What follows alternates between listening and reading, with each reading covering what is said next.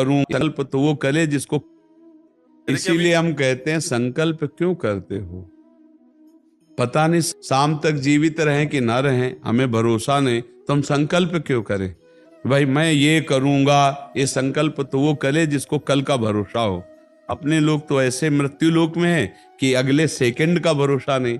तो ऐसी प्रार्थना करनी चाहिए कि हे प्रभु, यदि आपने मुझे जीवन दिया, सामर्थ्य दिया, समय दिया, तो ऐसी हमारी भावना बन रही कि हम 108 परिक्रमा कर लेंगे। और अगर नहीं समय, नहीं शरीर सामर्थ्य रही, तो हम एक को नहीं करेंगे, तो कोई अपराध नहीं लगेगा। अगर संकल्प ले लिया 100 करेंगी, तो अब करना चाहिए। फिर देखो, संकल्प पूरा करना चाहिए।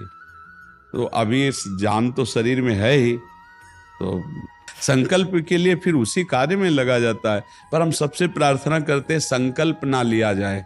कभी कोई अगर नियम लेने की बात हो तो ये जरूर छूट दे दे कि हे प्रभु, यदि हमारा स्वास्थ्य ठीक रहा, हमारा जीवन रहा, तो हम आपके ऐसा कर लेंगे। और अगर नहीं रहा तो आपने कोई संकल्प किया नहीं, तो पाप नहीं लगेगा। ऐसे थोड़ा अपराध बनने की होती है कि 108 की। वो तब होता है जैसे कोई डील करते हैं ना, गोवर्धन महाराज मेरे पुत्र का नौकरी लग जाए, मैं 100 परिक्रमा करूंगी, तब जाके थोड़ा सा ऐसा ज्यादातर होता होगा। ऐसे भक्ति मिले ऐसा तो कम ही होता है। हाँ, तो करना चाहिए, फिर हमें लगता है करना चाहिए। पर अगर समय के पधार गया तो फिर कैसे कर पाएगा। मृत्यु लोक है और मरण धर्मा शरीर है, तो मुझे तो भरोसा 1 मिनट का नहीं अपने शरीर का कि 1 मिनट ही अगला जिएगा कि नहीं जिएगा। इसीलिए संकल्प विकल्प करने का अधिकार ही नहीं है। पता नहीं शाम तक जिएंगे, क्यों भाई, पक्का है किसी को? अब पता नहीं शाम तक जिएंगे कि नहीं, तो हम क्या संकल्प करें। हमें तो यही कि प्रभु जैसे चलावे वैसे चल रहे। परिक्रमा करवा दिया, परिक्रमा करने बैठे बैठे राधा राधा जप रहे, मांग के खा लिया, भगवान के भरोसे बाबा जी। ऐसे गृहस्थी में अपने धर्म कर्म किए, जब समय मिला तो परिक्रमा कर गए। अच्छा, प्रार्थना करना स्वामी से कोई गलत बात नहीं कि हमारे बच्चे की नौकरी लग जाए, हमारा काम बन जाए, जरूर करो। भगवान से नहीं करोगे तो किससे करोगे? करना चाहिए। पर ये करके कि हमारी कामना पूर्ण कर दो, हम इतना करेंगे, फिर बंधन हो जाएगा। हम इतना क्यों करें, तुम्हारी परिक्रमा करेंगे हमारा काम पूर्ण। स्वार्थी हो क्या? हमारे पिता हो, हमारे स्वामी हो, हमारी जरूरत है, मांग रहे कि प्रभु हमें एक संतान दे दो, हम आपको कुछ करेंगे। ये हम में बस नहीं, हमारे पास तो जो कुछ दिया हुआ सब आपका है नाथ। स्वाभाविक 108 परिक्रमा लग जाए, कोई बात नहीं। संकल्प मत करो, मांग जरूर लो, तुम्हें मांगना है। और छूट दे दो कि प्रभु यदि उचित हो तो ऐसा करना, अगर उचित ना हो तो प्रभु लाख बार मांगो तो भी पूरा मत करना।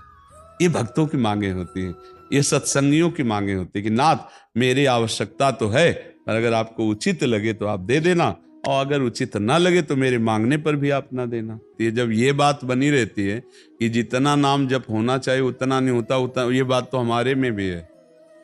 इतनी पीड़ा तो हमको भी बनी रहती है कि जितना होना चाहिए उतना नहीं होता। इतनी पीड़ा हम अपने गुरुदेव भगवान में भी देखी। एक दिन उन्होंने कहा क्या बताएं, जीवन निकल गया, छक के नाम जपने को नहीं हुआ, रात दिन मंत्र में नाम में लगे गए, रात दिन 10 वर्ष समीप रह के सेवा में रहे। तो देख, बोले क्या बताऊं, पूरी जिंदगी निकल गई, छक के नाम जपले को नहीं मिला। तो भगवत भजन करने वाले में भजन की इतनी भूख बढ़ जाती है कि रात दिन भजन करने पर भी उसको ऐसा अनुभव होता है कि जैसा होना चाहिए वैसा। यही अखंड भजन बनाता है, यही अखंड।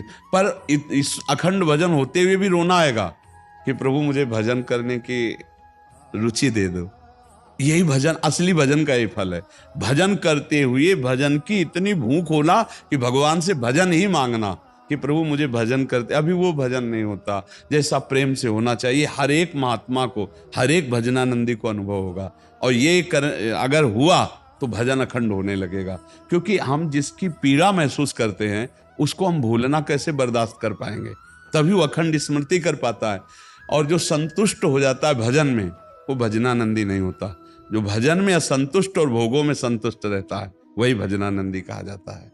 अपनी बात कहते हैं, मुझे तो गुरुदेव ने संभाला, नहीं तो साधन भजन हो रहा था, पर वो अहंकार जनित था। जब गुरुदेव ने कृपा करी तो हमारे अहंकार को चकनाचूर हुआ। तब ये बात समझ में आई कि गुरु कृपा से मोक्ष मूलम गुरु कृपा। गुरुदेव भगवान साक्षात करुणा में प्रियालाल के स्वरूप हैं। वो जब कृपा करते हैं तो अहंकार नष्ट हो जाता है, और अहंकार नष्ट होते ही दैन्यता आ जाती है। और प्रियालाल को दैन्यता बहुत प्रिय है, और वो दैन्यता कृपा से ही आएगी। और गुरु के चरणों में आसक्त रहो। देखो, हम आपको गुरु महिमा